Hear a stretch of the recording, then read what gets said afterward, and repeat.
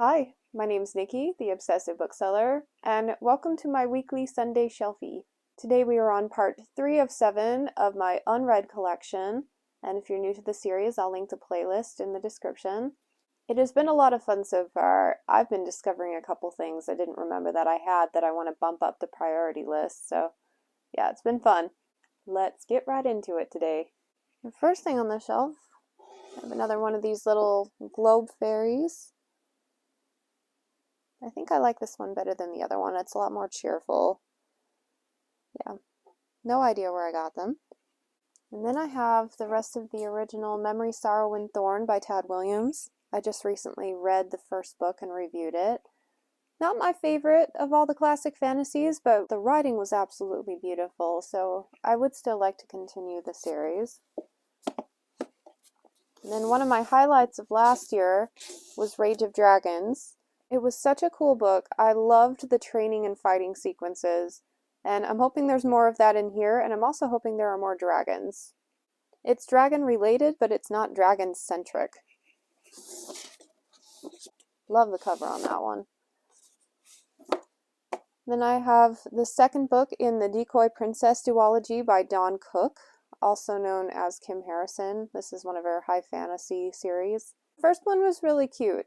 I didn't have any objections. I just have to be in the mood for something that lacks a little bit of like robustness. But for what it was a really fun story. And obviously I love the author. And then we have what I have not yet read from the Vlad Taltosh series.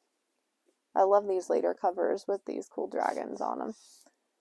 They're Jerrigs. I've talked ad nauseum about those, so I'll link to one of my reviews for a book in that series if you want to know more about it. Then I have the Wolfblade series by Jennifer Fallon. It's a spin-off or a continuation, one of the two, from her Medallion series.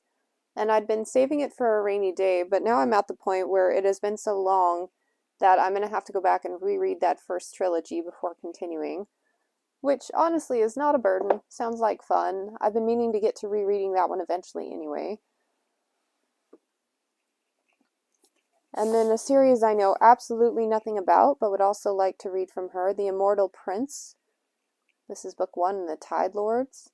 Her writing is very relaxing.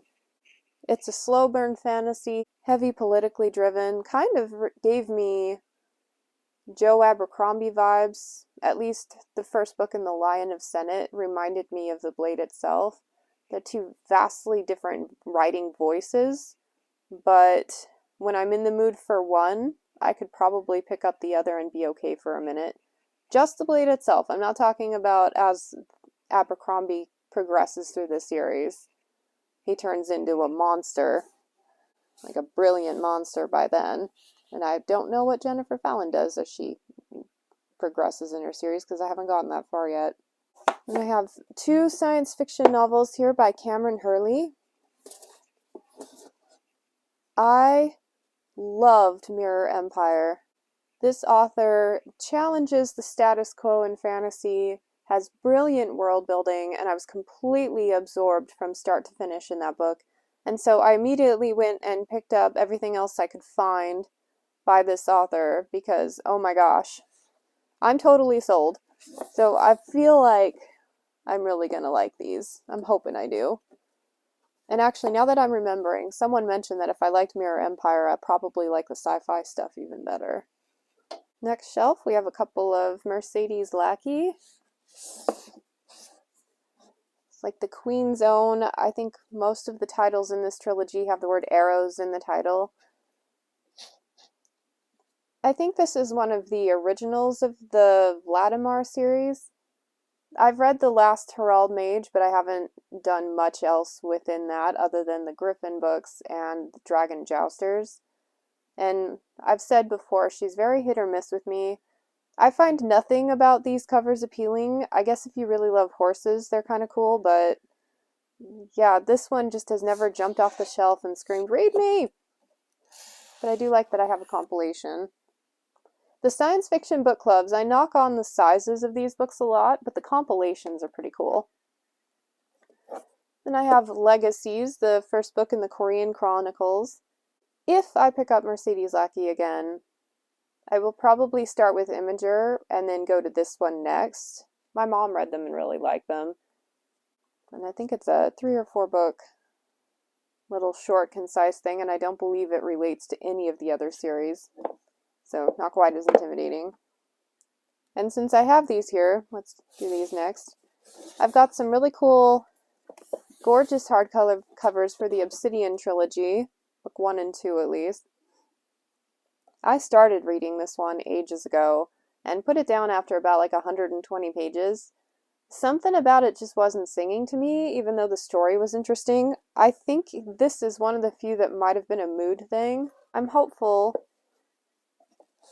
to make time to get back to that one soon, which on my recent used bookstore trek is where I picked up these and these because I thought they were really cool hardcovers, and I thought, well, I've already tried it and put it down once. Like, am I in my right mind to pick up hardcovers for these? Because there's a good chance that if I pick it up again, it's not going to work for me again. But I did it anyway, so here we are. Story of my life. Then I have book like 5 or 6 in the Corinne Solomon series by Anna Guire. I've read the first book in this one, Blue Diablo, and quite liked it, and she's one of my favorite writers. So even though this one doesn't have a cover, I've been hanging on to it because I feel like I will probably get to it eventually. Maybe. This one doesn't have a cover, but it's called Dragon Masters by Vance. And if you could see the cover, it has someone riding a dragon on it, but it's supposed to be a science fiction. So that random hodgepodge of ideas, yeah, totally on board, especially since it's such a short little book. I'm not sure if it's part of a series or not.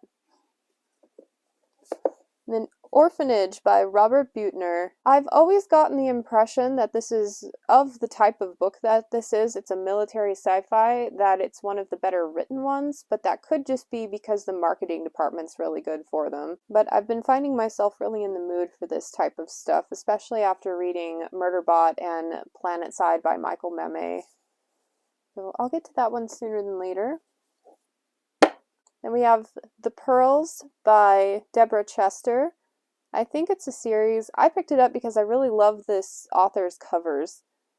I find them really colorful and appealing, and, you know, the pearls, ooh, jewelry, let's read about it. Yeah, but other than that, I know absolutely nothing about it, and I haven't heard any feedback online from anything by her to see if they're good or not, but yeah, hope to pick up that one soon. And you know, I love this was released back when fantasy novels only had like 300 pages. So much, a lot more easily digestible chunks. And here, what I have left to read from Brian Jack's Redwall collection. I have consumed everything by him except for these 3 books. Many of them I've read multiple times, but I'm kind of saving these for rainy days. The last few that I read, the quality has not gone down at all. He still takes a lot of care and time with his stories. And you might get tired of some of the same types of plots, but you won't get tired of the writing style and how much care he takes with characters. I really love those. I have been wildly excited to read this book because of the cover. It's called Crystal Rain by Tobias Buckle. I have the second one here. I've mentioned in another video, I'm always all about anything that takes place on a ship because I think it brings forth a lot of really fun politics, and this is an airship to boot, and it looks like a little bit of a tropical setting, so I'm hoping the cover isn't lying to me and this is going to be a really cool series. Kudos to the artist there. And then I have a random trilogy here, The Covenant Rising by Stan Nichols. It's called the Dreamtime series. Of all the random fantasy I have sitting on my shelves, it will probably take me a little bit longer to get to this one, just because I mean, it looks interesting, but nothing about it is screaming at me to pick it up right away. But all the same, you watch. I'll read it eventually, and it'll be one of my favorites that I've ever read. I'm having deja vu. Have I shown you this dragon before? I don't think so. This one has been a candidate for donation a couple times because he's kind of bulky and I think the face is a little dorky looking. I'm turning into a bit of a dragon snob where the face has to be a little more accurate and put together before I really like it, but the reason I've kept him, I do like the little dragon here, is that it's a reversible display thing and it's so vibrant with colors. And these little things kind of pop off a little bit. They're really cool. Yeah, I'm pretty sure I picked him up at an Asian gift store. I was dazzled by all the bright colors and the novelty of being able to flip him around. I like the ombre effect, so yeah. Anyway, he's pretty cool. Yeah, I have a couple of urban fantasy, Vicky Peterson. Considering how many of the urban fantasy authors that I've read, it's amazing to me that I've not picked these up yet. I just have this weird feeling that I'm gonna really like them, and so I think I've been saving them until I finish some other series that I'm also enjoying. So hopefully, beginning to those soon. Oh, another one. Haha. And then I have Legends, edited by Rob Silverberg. It's compilation. I am hanging on to this one for the Terry Goodkind short, the Anne McCaffrey short, and the Rift War short. You can take or leave these two. I tried Dark Tower and couldn't get into it. But I'm not big on short stories. I don't have the patience for it. I like the building momentum that comes from reading a full book. So I feel like I'm kind of wasting time when I'm reading short stories, unless they're novellas that specifically go along with a series. So that one's probably a candidate for donation at some point. But Unhauling Things will probably be the feature of whatever series that I run after this one is over. But we still got a lot of time. Got a couple books here by Faith Hunter. She wrote the Skinwalker series, which I was really enjoying. I need to get back to.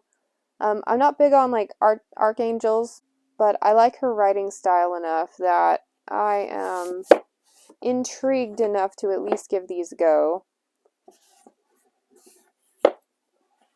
Then I have a book here by Karen Miller called Empress. I read one called The Innocent Mage, at least 30% into that one before putting it down, and it was just so focused on the mundane and a little dry and boring that I lost interest. I may enjoy it more nowadays, but yeah, it just wasn't working for me. I've thought about letting this one go a couple times because if I didn't like that one, but there were enough interesting elements that I'm wondering if it was a mood thing, so I've hung on to this one. Not sure if I'll like it. Then we have A Brother's Price by Wen Spencer. Wen Spencer is the author who wrote the Tinker series that I talked about in a couple of these videos. And she's weird, but I really like the unconventionality in her writing style, so I'm hanging on to that one. Next, we have The Familiar Dragon by Daniel Hood. This is a compilation of a couple of stories. This has been on my mom's bookshelves since I was a kid. If there was anything on my shelves that reminded me of Vlad Tolstoy by Stephen Bruce, this is it. From what I gather, they're like mystery novels, but with dragons in a fantasy setting. And a friend of mine read these, and then we ended up buying like a couple of standalones. I do like the covers on these. So yeah, I mean, every once in a while a mystery is just what the doctor ordered, and one that has like a fantasy twist to it, I think that'd be really cool. It's astounding to me that this has been on my radar for so long and I haven't picked it up yet. Then we have Fire Logic and Earth Logic. I believe it's a duology by Laurie Marks. In fact, we also have Deeds of Paxtonarian by Elizabeth Moon, starting with The Sheep Farmer's Daughter. And I feel like both of these series are kind of in the very same vein, like overcoming the odds, challenging the status quo of what women are expected to do in these old fantasy realms. And so I would like to get to both of these eventually. This is a pretty hefty, nice compilation of this series. And Elizabeth Moon, who I haven't read anything from yet, but I have a lot of. Then we have a couple of unread Terry Goodkind hardcovers. I believe this is a signed copy. I made it halfway through this one and then put it down in disgust because I got so sick of the author reiterating everything. I mean, it's pretty prevalent in the main Sword of Truth series, and this is kind of like a revamped continuation. But holy cow, I mean, he would explain something and it would be a sufficient explanation, and then he would have a character ask an inane question that would launch him off explaining it in a different way. And it would just, there was one particular scene where they were talking about this machine that just went on and on for well over 20 pages. And I was pissed. I said, all right, if they keep talking about this for 10 more, I'm going to throw it down. And they did. So I threw it down in disgust. That was like 5 or 6 years ago, and I haven't looked back since. Eventually, I might get back to those, but I'm in no particular hurry. I was pretty satisfied with where the main series ended anyway, so the continuation for me was already a stretch. And now we have a couple of piles of David Gemmell, whom I mentioned in last week's video that I've been meaning to get to because I own so many of these books, and a lot of them have cover art by Luis Royo. Yeah, I mean, I feel like I'm gonna like this author, but I also feel like financially I took quite a bit of risk of acquiring that many titles if I'm not sure if I even like him or not. And ironically, the series that I'm most interested in starting from him is Regante, and I do not believe I own any Regante books. Oh, the irony. Then we have my Malorian compilation by David Eddings. It's a continuation to the Belgariad. The first set of 5 was Belgariad, and now these are the next set of 5. These are compilations. This has 3 books. This has 2, which I will probably never read these physical copies because the writing is absolutely tiny. I mean, how else do you get 3 full-length novels into this, like, concise of a book? But anyway, because of the tiny writing, I tried this one on audio. I read Gardens of the West and did not enjoy it. The first series was so, like, filled with adventure and excitement and cool characters, and this one just kind of dragged for me. And the biggest put off for me was how whiny the main character came across. I'm acknowledging that it could have been just because of the way the narrator portrayed him, but I felt like I was reading a book where people were just sitting around complaining to each other the whole time and did not enjoy it. So I might give that one another try, but it kind of took the wind out of my sails. Then I have a clump here of Unread and McCaffrey. I know I have a few elsewhere as well, but Dolphins of Pern, and then Dragon Rider's Dawn. This is a 2-book compilation of Dragon's Dawn and Chronicles of Pern, which I actually have. Kind of an old classic standalone I got from my mom. But yeah, I read the first trilogy, and then I read Harper Hall, and I did not enjoy Harper Hall very much. I found the character kind of frustrating. So I haven't continued the series, even though I'd like to, and I've been collecting them. So eventually, I will get back to those. Then I have this amazingly cool little ceramic reading monster. It's got a place for storage. A friend, an old work friend of mine, got this for me, and it is probably the most prized thing on my shelves. I love it so much. I do my best to be as careful with it as possible because I don't want it to break. It is so cool. Really love him. I'm going to move him very carefully up. Okay, and we're getting to the end of this week's tour. I've got books 2, 3, and 4 of the Darkest Angel series by M.L.N. Hanover, also known as Daniel Abraham. I read the first one and didn't love it, like really didn't love it, but I'm hanging on to these because I'm hoping that his brilliant writing comes through and I end up enjoying the story eventually. And then a random hodgepodge of R.A. Salvatore that I brought home, even though I have no idea what series they're in or whether or not they're worth reading. But he's just one of those auto-buy authors, even though I'm discovering that I'm not enjoying his older stuff as much as his newer stuff. With the exception of Drizzt. I love those. But The Demon Awakens and I are still having a few arguments. Oh, there we have it for this week's tour. Thank you so much for joining me on this week's tour. If you saw anything in there that you think I should bump up the priority list because you read and loved it, please let me know. Otherwise, I will catch you next week. Bye.